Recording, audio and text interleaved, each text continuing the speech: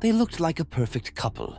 Young, attractive, well-dressed. She was quiet, polite, and blonde. People called her Barbie. He was confident, charming, like a real-life Ken doll. Together, they moved through life with smiles, matching outfits, and flawless appearances. But behind closed doors, they were hiding something monstrous. Between 1990 and 1992, Bernardo and Karla Homolka committed some of the most horrific crimes in Canadian history. They kidnapped, raped, tortured, and murdered at least 3 teenage girls, including Karla's own sister. They filmed the abuse. They smiled through it. And when it was over, one of them walked away with a plea deal and a new life. This is the shocking true story of Bernardo and Karla Homolka, the so-called Ken and Barbie killers, and the deal with the devil that left an entire country in disbelief. To the outside world, Bernardo and Karla Homolka seemed like the perfect couple. He was clean-cut, polite, and confident, someone who could easily charm a crowd. She was pretty, quiet, and seemed sweet, the kind of young woman you'd never expect to be involved in anything dark. They looked like the couple from a magazine, well-dressed, affectionate, successful. Friends called them Ken and Barbie, but behind their polished image was something far more disturbing, something no one could have imagined.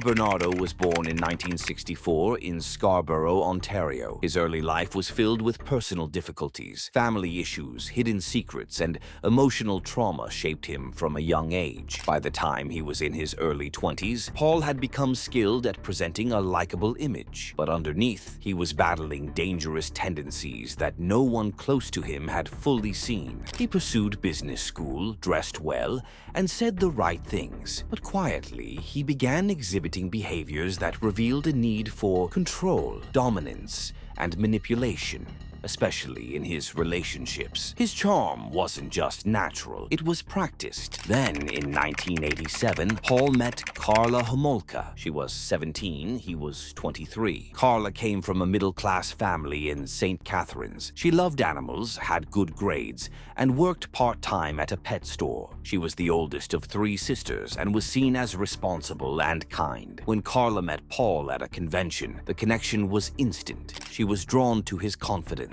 He was drawn to her youth and her eagerness to please. They began dating almost immediately, and their relationship escalated quickly. What started as romance became something far more intense and far more unbalanced. Paul began to control the relationship. He demanded more of Karla, emotionally and physically, and Karla, deeply infatuated, didn't resist. In fact, she embraced it. She wanted to make him happy, and over time, Paul began sharing darker thoughts, fantasies, desires that crossed the line of what most people would ever speak aloud. Instead of running, Karla stayed. She didn't just accept it, she enabled it. And that's when things began to spiral. As Paul and Karla's relationship deepened, so did the imbalance between them. Paul had become more demanding, and Karla, eager to please, continued to go along with things that pushed past what anyone would consider normal or safe. Paul began expressing an unhealthy interest in Karla's youngest sister, Tammy, who was only 15 at the time. Instead of being disturbed by it, Karla didn't object. In fact, she seemed to treat it as something she could control, even give him, in a twisted attempt to keep his attention. What came next was something no one, not her parents, not her friends, not even law enforcement,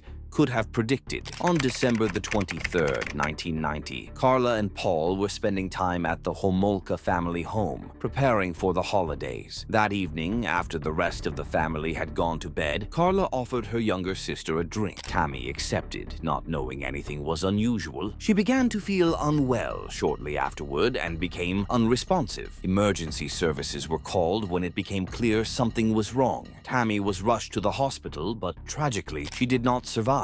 Paul and Karla told the family that it was an accident, that Tammy had consumed alcohol and choked in her sleep. The family, devastated, believed them. The authorities accepted it. An autopsy revealed no obvious signs of foul play, and her death was ruled accidental. But that wasn't the truth. In the years that followed, when investigators began looking more closely into Paul and Karla's relationship, what happened that night would take on a far more disturbing light. It became clear that Tammy's death was not an accident, and that Paul and Karla's involvement went far deeper than anyone had imagined at the time. 6 months later, in June 1991, Paul and Karla were married in a lavish ceremony. White dress, horse-drawn carriage, beautiful photos. On that same day, Tammy Homolka was being buried. No one knew it yet, but her death was only the beginning. By the time Paul and Karla were married, something in their relationship had shifted permanently. They were no longer just playing into dangerous fantasies. They were acting on them, and their actions would soon claim the lives of 2 more young girls. On the night of June 14th, 1991, 14-year-old Leslie Mahaffy returned home late. Her parents had locked the door as a disciplinary measure, and she found herself alone on the front steps. That's when Paul Bernardo encountered her. What exactly he said to gain her trust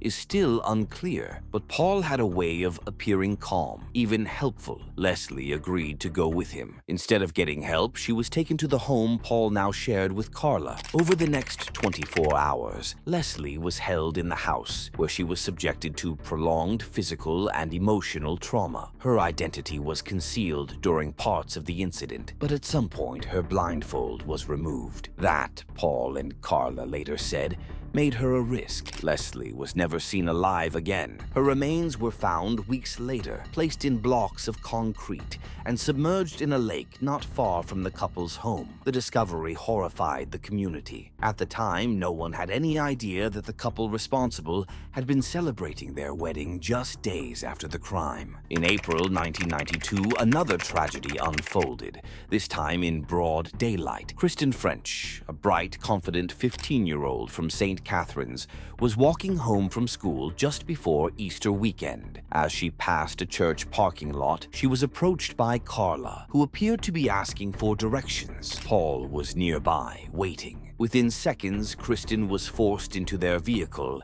and taken back to the same house where Leslie had been held. For the next 3 days, Kristen was held against her will. The details of what she endured have been kept private out of respect for her family, but authorities later confirmed that she was repeatedly subjected to deliberate physical and emotional harm. Unlike their previous victim, Kristen refused to cooperate or stay quiet. She fought back. She looked her captors in the eye. She tried to survive, but on Easter Sunday, her body was found discarded in a rural ditch. Her hair had been crudely cut, a cruel gesture that investigators later interpreted as an attempt to humiliate her or remove trace evidence. The entire region of Niagara fell into mourning. The abduction had been fast. The case had escalated quickly, but still, at this point, no one had linked it to Paul and Karla. To the world, they were still a clean-cut, newly married couple with bright futures. To police, they weren't even suspects. But all of that would change, because by 1993, their carefully crafted image would start to unravel, and the truth about what really happened behind closed doors would begin to come out. By early 1993, Paul and Karla's carefully built facade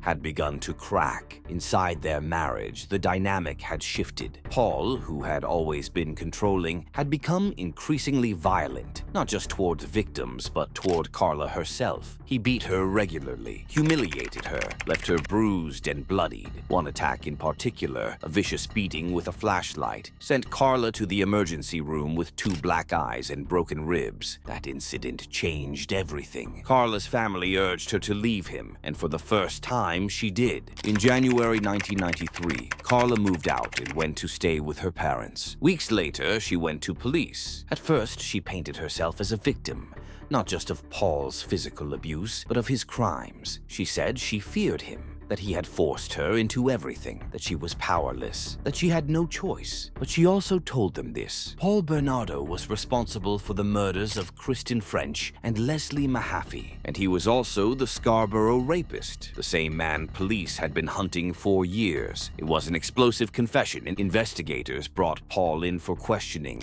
in February 1993. He was arrogant, even flirtatious with detectives, but offered little useful information. At the same same time, police finally matched his DNA to multiple unsolved rapes from his Scarborough attacks. They had him. Paul Bernardo was arrested on February 17, 1993 for sexual assault, and within days the homicide investigation began to take shape. But behind the scenes, Karla's lawyers made a move that would change everything. Before police had fully uncovered her involvement, she was offered a deal: 12 years in prison for manslaughter in exchange for full cooperation and testimony against Paul. The prosecution believed she was a battered woman, a reluctant accomplice. They had no idea how deep her involvement really went. And then the tapes were found. While searching the couple's home, investigators discovered a set of VHS tapes hidden in a ceiling light fixture in their upstairs bathroom. What they saw on those tapes changed everything. It wasn't just Paul assaulting the victims. Karla was in the videos,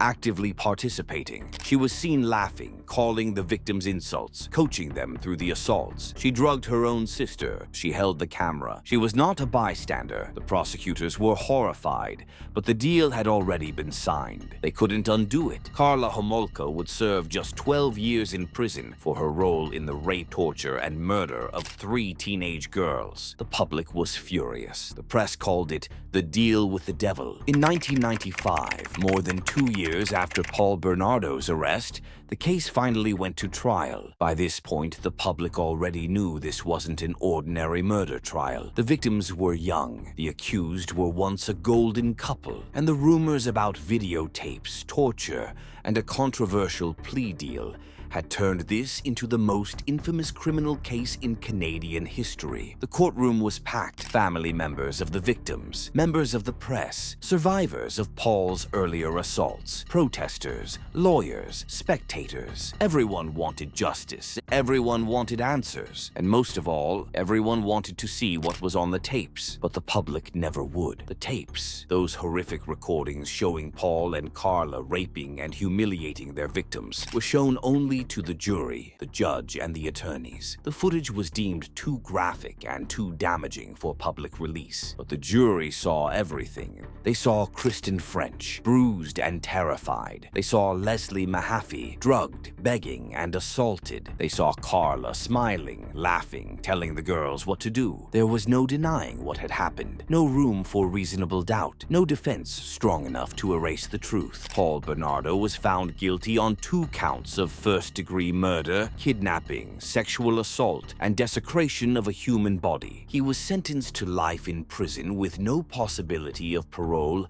for 25 years, plus an additional life designation as a dangerous offender, a legal label in Canada that all but guarantees he will never be released. He remains behind bars to this day at Millhaven Institution, a maximum security prison in Ontario. While Paul was convicted and locked away forever, Karla Homolka was already serving her short sentence, quietly, away from the media, in a Quebec women's prison. She never faced a murder charge. She never faced a full trial. And because of her plea deal, she would only serve 12 years for her role in all 3 deaths: Tammy Homolka, Leslie Mahaffy, and Kristen French. In 2005, Karla Homolka was released from prison. She changed her name, moved to the Caribbean, eventually married her lawyer's brother, and had children. She later returned to Canada, settling quietly in Quebec. In 2016, she was seen volunteering at an elementary school her children attended, a moment that triggered national outrage. Protests erupted. News stations followed her. Victims' families spoke out, but legally there was nothing anyone could do. She had served her sentence. She was a free citizen. To this day, the names Paul Bernardo and Karla Homolka are etched in Canada's memory as symbols of evil behind a polished exterior. The case led to a review of plea deals involving violent crimes, widespread criticism of how police handled the Scarborough rapist investigation, stronger laws around offender monitoring and dangerous offender designations, and most of all, an eternal scar for the families of Tammy, Leslie, and Kristen. Poor Bernardo will likely die in prison, but Karla Homolka walks free, a mother, a wife, a neighbor. She served 12 years for helping rape and murder 3 teenage girls, including her own sister. And thanks to a deal signed before the truth was known, she was never held fully accountable. The victims' families are still fighting, not just to remember their daughters, but to make sure the system never makes the same mistake again. If this case shocked you, let us know in the comments. Don't forget to subscribe for more real, true crime stories, and click here to watch the next one, because behind the smiles, you never really know what someone's hiding.